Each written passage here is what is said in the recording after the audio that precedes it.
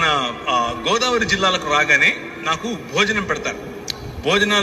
భోజనాలు పెట్టడంలో గోదావరి జిల్లాల తర్వాతే ప్రపంచంలో ఎవరైనా.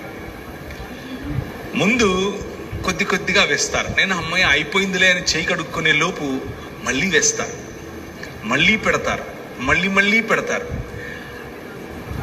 ఒక అరిటాకు లేకపోతే ఒక దాన్ని ఏమంటారు, మంచి పళ్ళెం పెట్టి దాంట్లో అన్నీ అమర్చి మధ్యలో అన్నం కుండలాగా ఇలా పోసి, కుండ కాదు కొండలాగా పోసి దాన్ని పెడతారు. నేను అది ఒక 10 రోజులు తింటాను.